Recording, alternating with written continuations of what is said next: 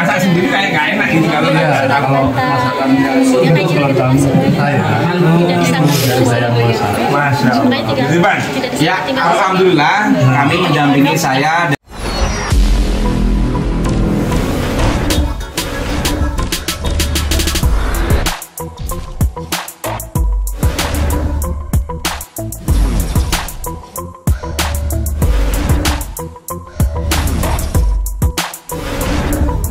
Jika baunya itu ya ada.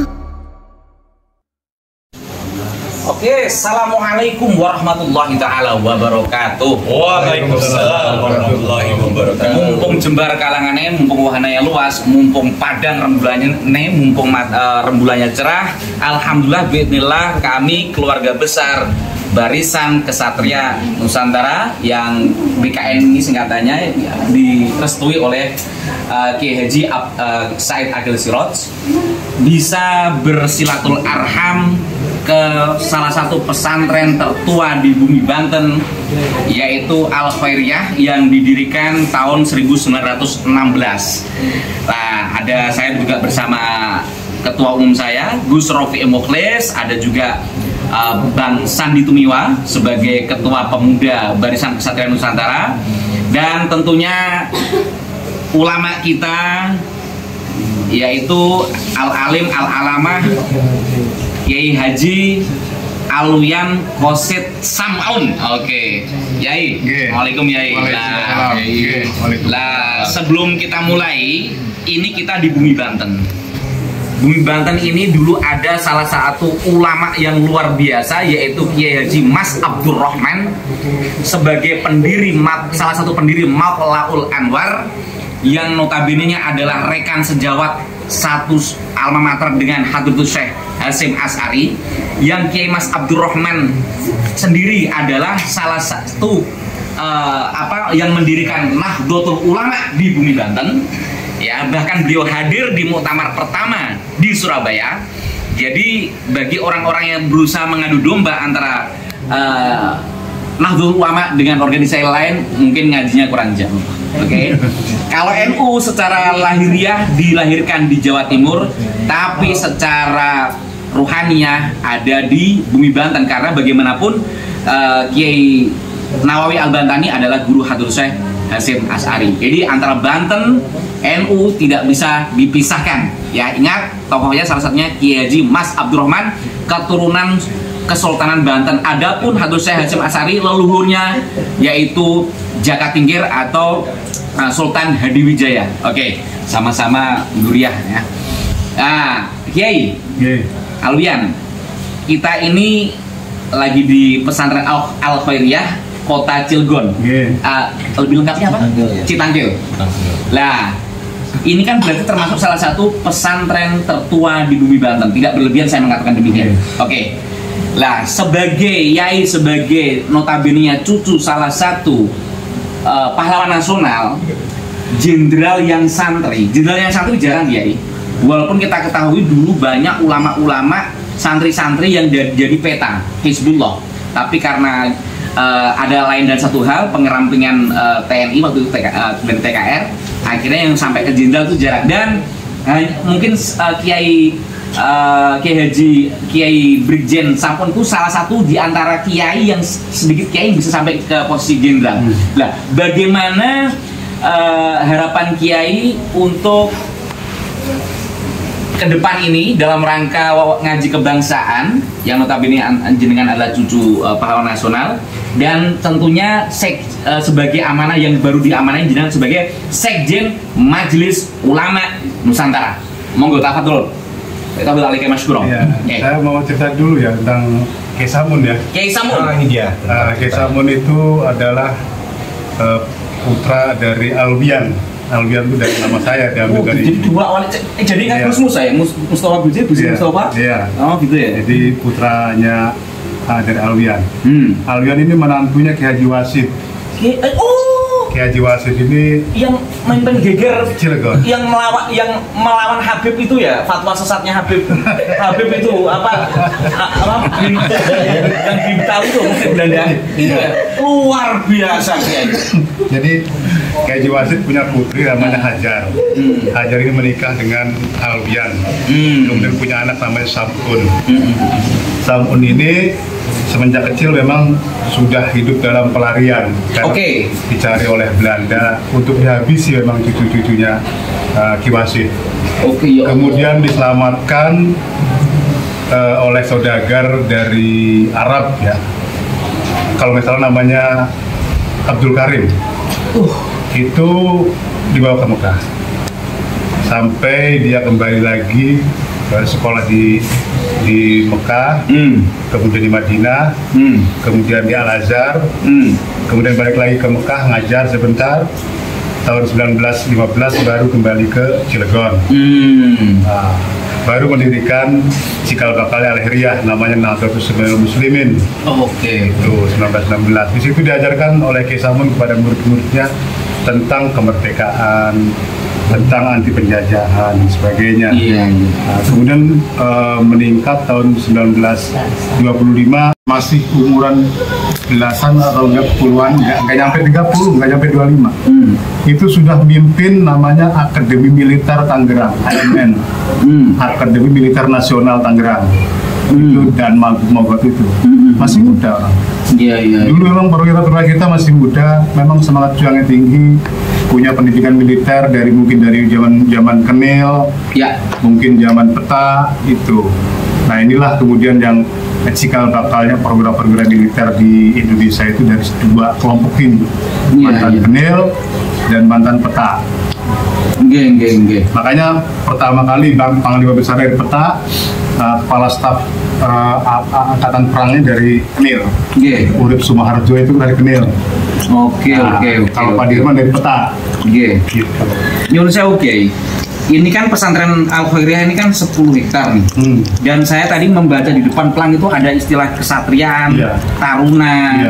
Apa itu karena semangat patriotisme dari Kiai Haji Brigjen Sampun atau bagaimana yang Kiai terapkan pengen untuk anak-anak santri itu biar nggak, kalau Pak Karno bilang kan, jadi kalau generasi sekarang itu generasi kita Indonesia itu kalau jatuh bangun gitu atau gimana ya? Jadi memang saya melihat sistem pendidikan paling disiplin itu di tentara, di militer, yang paling saya lihat paling disiplin itu. Maka kami terapkan di sini, kebetulan pendiri di sini kan tentara, keluarga besar TNI Angkatan Darat ya. Jadi saya bahkan bagian kedisiplinan di sini dari tentara juga. Ada dari kedua orang tentara aktif ya, yang kita diperbantukan oleh tentara ke sini. Jadi untuk membantu kita menegakkan kedisiplinan, apel setiap ada kegiatan apa saja apel. Jadi pagi subuh itu kita melakukan apel pembukaan kegiatan pondok. Terus kemudian ada apel sekolah, ada apel lagi, apel mau ke masjid, apel kegiatan KBM, apel banyak lah. Terakhir jam 10 kita tutup lagi dengan apel penutupan kegiatan. Jadi semua sudah tutup kegiatan, ditutup dengan apel penutupan. Jadi saya melihat itu kedisiplinan yang menurut saya paling terbaik itu ada di TNI. Makanya kita melibatkan TNI juga dalam kedisiplinan ya. Kita kalau apel itu kayak peleton aja. Peleton 1 lapor, 1, 2, 3 ngitung gitu biasa. Kayak tentara gitu lah. Karena itu disiplin ya. Betul. Kita lihat ya saudara santri itu kalau di masjid nggak ada yang acak-acakan, rapih semua. Kan kemarin viral, notabene kan pernah masuk di MUI kan, MUI Banten kan, Provinsi Banten. Nah, Yai sekarang sebagai Sekjen Majelis Ulama Nusantara, apa harapannya atau mungkin perbedaan? Ini kan niatnya Fasabil Khairat ya, MUN dengan MUI yang Yai pernah ada waktu aktif selama ini. Harapannya untuk MUN bagaimana? Untuk bangsa ini. Berdirinya MUN itu kan tidak dasar kepentingan apa-apa. Kita kepentingannya adalah Fastabiqul Khairat. Ya, kalau ormas dengan ormas yang lain kita bersaing dalam kebaikan saja, nggak perlu saling fanatisme. Kalau kita ormas Islam menjadikan Islam sebagai dasar berpikirnya, dasar berbuatnya, maka insya Allah keberkahan yang lahir. Tapi kalau kita ormas Islam saling fanatisme, maka yang ada gontok-gontokan dan sebagainya. Sudah, kita berjalan saja, kita saling bersaing dalam kebaikan. Iya, iya. Jadi nggak perlu kita ini tandingannya mungkin enggak, jangan begitulah. Iya. Indonesia ini kan negara hukum. Orang boleh saja berserikat berkumpul dijamin oleh Undang-Undang Dasar 45. Iya. Jadi nggak perlu kita ini menafsiri. Tapi kalau orang mau menafsiri demikian ya monggo-monggo saja, silakan saja. Nggak terlalu penting buat kami. Iya. Yang penting adalah kita bagaimana fokus kepada misi kami, visi kami di UMUN ya, di Majelis Ulama Nusantara. Sementara di Majelis Nusantara itu kan kita memang agak mensterilkan diri ya, kepengurusannya. Satu memang kita harus berhaluan aswaja, yang moderat, yang nasionalis, dan pengurusan juga lintas profesi. Ada ahli lingkungan, ada ahli agama, ada ahli tata kelola pemerintahan. Ya kita bergabung jadi satu lah. Karena kita bagaimanapun hidup di Indonesia ini harus menjadi bagian dari solusi persoalan bangsa ini, bukan malah menjadi masalah yang harus diurus oleh negara. Kiai, kalau dari paparan Kiai tadi tentang keluarga, ke atas leluhur, untuk tahadus bin nikmah tentunya. Kalau dalam istilah Jawa itu macan lahir macan, Kiai. Ya macan lahir ini, tapi bukan sekedar macan lahir macan doang. Macan lahir macan, lahir macan, lahir macan. Nggak ada yang lahir kecoa itu loh. Nah, itu orang-orang yang di sana, Kiai, yang mengadu domba tentang NU dengan organisasi yang lain. Karyanya apa sih? Ini beliau cucu pahlawan nasional, kiprahnya jelas, jasanya jelas, diakui negara, ilmunya jelas, nasabnya jelas. Ini aja, ya Allah. Oke, luar biasa, alhamdulillah paparan dari Kiai Alwian Qosid Samun dalam mengaji kebangsaan untuk bagaimana menguri-nguri ajaran Pak Karno dalam rangka National Character Building untuk membangun karakter bangsa. Kami dari keluarga besar Barisan Ksatria Nusantara menjaga dan merawat NKRI dengan mutu sekuat kepak sayap Garuda, setinggi bintang Thuraya, setajam taring singa dan selembut wal yatalatov. Mohon pamit, mohon terima kasih atas jamuannya Kiai, sambutannya. Insya Allah ingin rindu ke sini lagi. Kapan? Bahkan ini kalau bisa menjadi miniatur, kami akan sampaikan ke orang-orang yang berkompeten bahwa inilah miniatur Madani Bumi Banten. Wallahu muwaffiq ila aqwamit thoriq. Wassalamualaikum warahmatullahi wabarakatuh. Waalaikumsalam warahmatullahi wabarakatuh.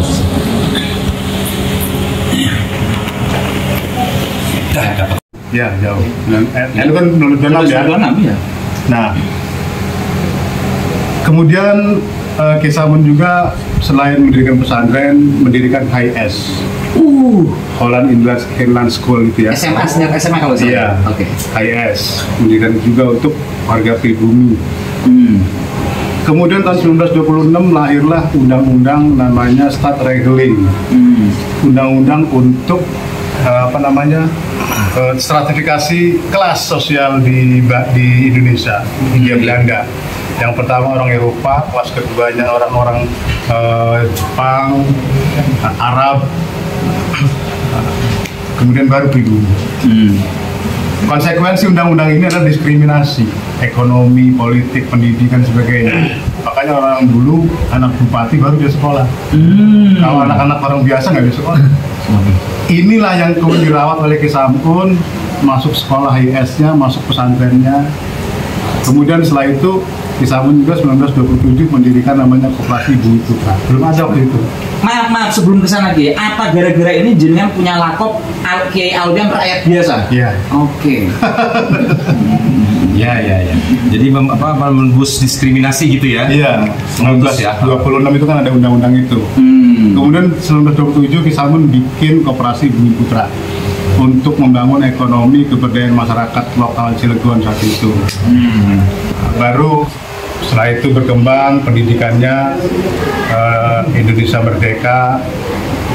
Kemudian tahun sebelum merdeka itu 1942 Jepang masuk ya? Ya, 42 betul. Tahun 44 Kisamun itu sekolah pendidikan calon perwira tetap di Bogor bersama Sudirman, ya kan, yang lain-lain. Nah, banyak sekali pimpinan Supriyadi, pimpinan peta itu. Karena memang dididik calon sekolah perwira komandan batalion. Kalau nggak salah namanya Daidansyun. Ya, Ya, betul. kalau nggak salah itu namanya. Ya, betul. Inilah kemudian menjadi cikal bakalnya di TKR. Nah, kenapa Kiai Samun karirnya sampai tinggi di perwira militer? Karena satu, dia orang terdidik dari luar, ijazahnya jelas, Al-Azhar Mesir, kemudian pendidikan militernya jelas, Peta, Bogor, kemudian tahun 45 diangkat setelah Indonesia merdeka diangkat menjadi Panglima Divisi 1 TKR. Wilayahnya itu di Banten, Bogor, Sukabumi. Itu wilayah komandonya Divisi 1. Di bawah Komandemen 1 Jawa Barat. Waktu itu Jenderal Mayor Didi Kartasasmita pimpinan komandemennya.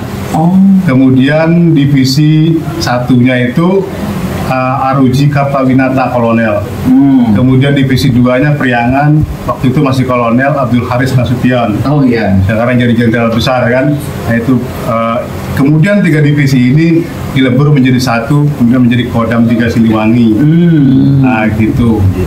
Nah, kemudian tahun 49 Kiai Samun meninggal, wafat dalam kondisi bergerilya. Itulah pangkatnya dinaikkan menjadi Brigjen Anumerta. Kalau purnawirawan memang pensiun. Kalau Anumerta gugur dalam tugas. Iya. Gitu. Terus adakah hubungannya dengan, mungkin kan presiden kita ini kan juga punya paman dulu, Subianto ya? Oh ya. Pak almarhum Subianto itu pamannya Pak Prabowo. Kenapa namanya Prabowo Subianto? Itu nama pamannya ya. Dia itu adalah Kadet Taruna Akademi Militer Tangerang. Waktu itu peristiwa Lengkong. Dia meninggal ditembak oleh Jepang dalam rangka perebutan senjata Jepang. Tangerang itu kan di bawah komando Kiai Samun. Tangerang? Iya. Tangerang, Banten, sampai ke Bogor, Sukabumi. Jadi sejaman lah perjuangannya Pak Subianto almarhum itu dengan Kiai Samun. Nah, salah satu anak buahnya juga pernah jadi Danjen Kopassus, Pak R.E. Jailani. Itu dulu anak buah Kiai Samun di sektor Balaraja, kemudian menjadi Danjen Kopassus, terakhir pangkatnya itu Letnan Kolonel kalau nggak salah. Dulu Danjen itu sedikit pangkatnya. Kalau sekarang kan Mayor Jenderal. Karena grupnya udah banyak. Dulu mah kan cuma pasukan khusus saja, pasukan kecil yang elit gitu. Itu. Jadi Pak Subianto itu ya semoga Allah selalu menyayangi beliau ya. Adalah pejuang anak-anak muda di bawah pimpinan Mayor Dan Mogot. Mayor Dan Mogot. Kemudian di nama Jalan Tangerang itu Dan Mogot itu. Ini kan dulunya bukan di sini, Kiai. Oleh, kalau saya nggak salah info ya, oleh Pak Harto, yang notabene juga jenderal besar dari militer, tokoh militer, itu kan akhirnya oleh beliau dipindah di sini. Ini gimana ceritanya, Kiai? Dulu sebelum tahun 1960 ada kebijakan Pak Karno itu ya, Rekora itu membangun pabrik baja. Nah, kemudian ada masa Orde Baru dikembangkan menjadi pabrik Krakatau Steel. Nah, kan tentu butuh lahan. Lahannya itu di Cilegon bagian utara di pantai sana, 4 kilo dari sini lah. Nah, jadi mau nggak mau kita harus pindah. Akhirnya kami pindah ke Mari, dibuatkan bangunan yang begitu mewah di zamannya. Itu kayaknya di Asia Tenggara paling terbaik. Karena melihat Pak Harto melihat Jenderal Samun. Ada terlibat juga di situ Jenderal Nasution. Jenderal Nasution? Iya, ada Jenderal Sugandi terlibat juga di situ kepindahan kami di sini. Jadi banyak perwira-perwira militer yang masih menaruh rasa hormat kepada Pak Kiai Samun sebagai seniornya ya di militer. Jadi dipindahkan dari sini. Ini luar biasa. Barokah menurut saya. Karena tempatnya itu luar biasa, lengkap. Bangunannya mewah. Kemudian ada lapangan bola yang standar internasional. Ada kampus ya, wah lengkap lah alhamdulillah di sini. Dan pendidikan di sini mulai dari PAUD sampai perguruan tinggi ada 2. Ada Universitas Al-Heriyah, ada Sekolah Tinggi Ilmu Tarbiyah Al-Heriyah, ada 2. Kalau menengahnya ada SMA, ada Aliyah, ada SMK. SMP-nya ada Sanawiyah, ada Ibtidaiyah, ada MDTA, ada TK, ada STIT, lengkap di sini. Jadi kalau orang mau sekolah dari STIT sampai kuliah bisa berapa tahun di sini sekolah. Iya, luar biasa Kiai. Luar biasa, luar biasa Kiai. Jadi kalau saya boleh menyimpulkan dari statement Kiai tadi semua, insya Allah. Jadi pesantren Al-Khairiyah ini, pengasuhnya, pesantren ustadz-ustadznya, termasuk santri-santrinya, ini miniatur masyarakat madani yang ada di bumi Banten. Karena apa? Kanjeng Nabi Muhammad An-Najmu Tsaqib Sahibul Hujjah sallallahu alaihi wasallam kan dijuluki abdan Nabi ya. Nabi dari untuk rakyat jelata. Nah dari paparan Yai tadi tentang ayah, tentang kakek lagi segala macam kan dekat sama rakyat jelata. Boleh saya katakan kalau Nabi Muhammad itu dijuluki atau lakopnya abdan Nabiya, kalau dari Kiai Sampun segala macam itu ya abdal ulamaan gitu kan. Akhirnya dari basic dari bawah ini grassroots akhirnya menciptakan tatanan seperti Madani sekarang. Kalau Nabi Muhammad kan akhirnya menciptakan komunitas Madinah Al-Munawwar. Jadi ada mulai SDIT, mungkin dari TK sampai perguruan tinggi, pendidikannya karakter national, karakter buildingnya juga bagus, membangun karakter bangsanya. Jadi saya juga nggak ngerti ya, kenapa ya leluhur saya itu orang yang selalu hidup berjuang untuk rakyat, mati di tengah hutan, rata-rata begitu. Iya. Bapaknya Kiai Haji Wasid, namanya Kiai Haji Abbas, itu orang yang terlibat dalam perang Gudang Batu 1850. Itu menentang namanya proyeknya Van den Bosch, itu apa namanya? Ya, Tanam Paksa. Iya, Tanam Paksa. Itu pajak tinggi segala macam itu ditentang. Timbullah perang Gudang Batu 1850. Bersama Ki Wahya. Ki Wahya itu guru pertamanya Ki Haji Wasid. Kenapa namanya Wasid? Sebenarnya namanya Kosid. Oke. Namanya kan Albian Kosid Samun. Kosid itu nama aslinya Wasid. Oh. Nah, kenapa jadi Wasid? Kenapa Ki? Wahya itu gurunya. Oh. Diambil wahnya, diambil sidnya jadi Wasid. Itu ceritanya. Dari keluarga kami turun-temurun menceritakan begitu. Kiai. Jadi nggak tahu, kalau kadang-kadang saya juga malu kalau saya mati di atas kasur gitu kan. Aduh. Iya kan? Sementara dulu saya matinya nggak ada di atas kasur, hutan semua. Ki Wasid mati di Bukit Cemara. Ki Haji Samun mati di Bukit Kamasan. Ya Allah. Ki Abbas matinya di sana tuh. Belum lagi leluhur-leluhurnya lagi nggak tahu lah. Yang baru sampai ke telusuran nama kami itu baru sampai Ki Abbas ya. Walaupun ada namanya Ki Kostu, Ki Rakse, ada juga Arya Srengganu, itu kan belum terlacak. Ya. Baru cerita untuk keluarga saja. Yang terlacak baru sampai Ki Abbas saja. Artinya kenapa semua itu kok mau-maunya gitu, melawan Belanda, mau hidup susah, anaknya terlantar, tapi kok anaknya terlantar juga jadi berjuang lagi. Iya Kiai. Tukang perang lagi gitu. Luar biasa Kiai. Makanya saya kadang malu kalau saya mati hidup di atas kasur gitu. Iya Kiai, ya Allah Kiai. Kalau namimah aja. Mulai. Berusaha itu nggak ditambah. Iya, emang saya perlu mengikuti emang Gus ini memang luar biasa. Dia ini frontlinernya ya kan. Kalau dibilang tuh dari strukturalnya ini bansernya ini, karena banser itu mempunyai nilai marwah melindungi para ulama, ulama-ulama yang mumpuni. Di mana ulama-ulama ini menjaga sejarah di Indonesia ini. Kalau nggak ada ulama, kita lupa sejarah, berantakanlah negara ini, betul nggak? Iya. Nah ini yang harus kita pikirkan semua sama-sama. Di Banten juga banyak sekali bilang pengen kisah dari NKRI Na'udzubillah min Zalik. Itu kata-kata ngelunjak itu. Iya. Itu udah kelewat batas, nggak usah begitulah. Kita ini kan kalau misalnya kita bilang seperti itu, berarti kita tidak menghargai para ulama kita. Iya. Tidak menghargai para pejuang-pejuang yang sudah ada, yang membuat kita sekarang ada di sini bisa makan di bumi pertiwi ini. Ya. Tolonglah ingat itu semua. Inilah kiai kita, salah satu pemegang tonggak sejarah dari almarhum beliau, seorang pahlawan nasional. Nah, sekarang pertanyaannya nih Pak Kiai, ini kan kita ini semua sangat merindukan seorang almarhum Gus Dur. Iya, ajaran Gus Dur.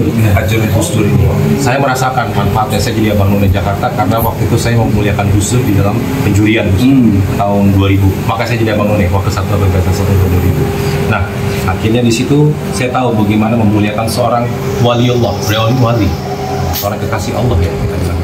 Nah, kita berharap nih Pak Kiai, Ada saran nggak pakai buat dari MUN ataupun dari mana, kan kami dari BKM ya, ini sudah menjadi tugasnya, tupoksinya Majelis Ulama Nusantara, bagaimana supaya keinginan harapan kami supaya almarhum Abdul Wahid atau Gus Dur bisa menjadi pahlawan nasional. Oh iya, penting itu. Insyaallah. Tidak bisa dipungkiri ya, perannya Gus Dur itu luar biasa di Indonesia. Satu, moderatisme itu selalu disuarakan oleh Gus Dur. Siap. Anti rasis juga disuarakan oleh Gus Dur. Bahkan mencabut Dan memang nggak disuarakan saja, memang dia selalu turun langsung pada persoalan-persoalan yang seperti itu. Maka layak kalau seorang almarhum Gus Dur itu dianggap menjadi pahlawan nasional. Betul. Nanti kita MUN juga akan merekomendasikan deh. Alhamdulillah. Merekomendasikan Gus Dur menjadi pahlawan nasional. Iya. Itu suatu yang layak buat Iya. almarhum Gus Dur. Iya, Kiai. Dan Kayak tadi yang orang Banten ada yang pengen memisahkan. Ini kembali ke sejarah. Tidak ada sejarahnya tokoh-tokoh Banten di masa revolusi. Orang Banten siapa toh? ya itu. Alah kentir aja, nggak usah diurus dah. Kebo kan dalam bahasa Jawa kuno artinya maisa. Itu tadi buat ini ya, buat edukasi, buat ibrah buat kita semua nih anak-anak muda biar bagaimana mati. Apa tuh? Jadi tidak ada sejarahnya pada saat zaman revolusi 45-50. Tokoh-tokoh Banten diantaranya ada Kiai Sampun, ada Kiai Abdul Halim, ada Kiai Bagus Ahmad Khatib, dan para bupati-bupati yang notabene kiai semuanya itu, ya tidak ada upaya untuk melakukan memproklamasikan berdirinya negara Banten atau negara khilafah atau negara Republik Banten, negara Demokrasi Banten. Nggak ada upaya ke situ. Justru malah memperkuat NKRI berdasarkan Pancasila 1945 dan memperkuat TNI dan Polri di Banten. Oke. Itu jelas sejarahnya banyak. Satu, memberantas PKI. 1 kali 24 jam pasukan divisi 1 di bawah pimpinan Kiai Sampun itu bisa memberantas PKI. 1 kali 24 jam, itu ultimatum. Ya Allah. Kemudian melawan Belanda dan sebagainya. Itu kan tidak ada sejarahnya bahwa orang Banten itu berpisah atau ingin berpisah atau mengupayakan untuk berpisah dari NKRI. Nggak ada ceritanya. Udah fix itu ya. Udah, nggak ada. Itu cerita kami. Bahkan di sini pesantren ini ada ajaran di luar agama itu, maksudnya begini, khusus ada nasionalisme, moderatisme, modernisme. Di sini Al-Heriyah itu pendidikan seperti itu. Jadi kalau ada orang Al-Heriyah yang katakan pro khilafah atau dan sebagainya, HTI lah, itu jelas mengkhianati pendiri Al-Heriyah yang mendirikan, turut andil mendirikan Republik dan TNI di Banten. Dan pangkatnya kita mendulok itu ke Panglima Divisi 1 itu sama dengan Pak Sudirman. Kalau Pak Jenderal Sudirman. Iya. Kalau Jenderal Sudirman Panglima Divisi 5, kalau Kisamun Panglima Divisi 1. Satu. Sama-sama Panglima Divisi. Ada Panglima Divisi 4 itu Jenderal Mayor Kanjeng Gusti Jatikusumo. Itu wilayahnya Semarang. Kalau Pak Dirman Divisi 5 itu Banyumas, Kedung, Purwokerto, itu wilayah komandonya. Jadi Banten ini satu kesatuan dalam perjuangan Republik masa revolusi. Jadi nggak ada Banten memisahkan. Jadi kalau ada orang yang berupaya, saya nggak basa-basi kalau ada orang yang mengatakan bahwa Banten harus berpisah. Orang stres itu ya, stres itu. Tabrak aja itu. Makanya saya kira basa-basi dari orang-orang yang anti republik. Dari grup ya. Saya keluar dari grup. Orang yang anti republik saya keluar dari grup. Apalagi mengatasnamakan kesultanan katanya. Gitu. Sore hari ini saya diundang beliau Yai Alwian, bukan hanya sekedar seorang sahabat tapi seorang guru. Nah, spesialnya di Ramadan yang penuh berkah ini saya bersama teman-teman. Spesialnya apa ya, Pak? yang masak itu, yang masak nih, mulai sambelnya, ikannya itu dia sendiri, Yai Alwian. Itu yang bikin saya penasaran datang jauh-jauh dari Rawon Bidadari Lebak Bulus ke sini. Padahal tamu banyak, ada acara The Jackmania, buber 200 orang ya. Kemarin kembang latar ya, semenjak jenengan datangi itu rawon semakin berkah. Makanya saya harus mengorbankan waktu untuk Yai Alwian karena masak sendiri nih. Kalau yang lain yang masak mungkin saya masih mikir gitu kan. Nah itu Yai Alwian. Gimana Yai kok ceritanya Yai bisa masak itu? Apa memang dari mondok dulu dari gimana? Ya dulu kan suruh bantu ibu masak, banyak santri di sini, suruh bumbu masaknya apa, bikin bumbu, pasin bumbu, nyoba-nyoba bisa sendiri. Oh gitu.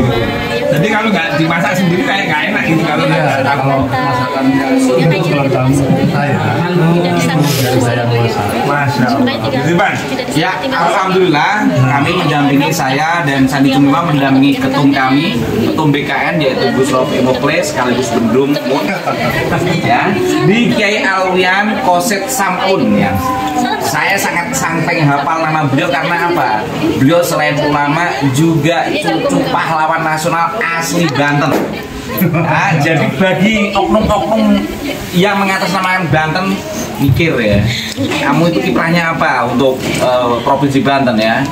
Nah, jadi kami hari ini kunjungan ke salah satu pesantren tertua di bumi Banten yang didirikan 1916. Loh, saking hafalnya aku. Ya, terus pindah ke sini tahun tahun 77. Iya betul. Ya, yang bangun yaitu oleh Pak Harto karena melihat kakeknya beliau Samun yang membangun ini adalah konstruksi Jerman. Nah, saking hafalnya saya karena merindukan apa, suka ulama, saya sekali info langsung. Nah, hari ini kami alhamdulillah senang bisa di sini karena bagaimanapun bumi Banten adalah, kalau NU lahir di Jawa Timur tapi rahim atau ruhnya itu ada di bumi Banten. Jadi bagi yang aneh-aneh mengadu domba antara sama ormas Islam, ingat sesepuh di Matlul Anwar adalah satu pesantren, satu guru dengan Hadrul Syekh Hasyim Asy'ari. Jadi jangan coba-coba ngadu domba ya.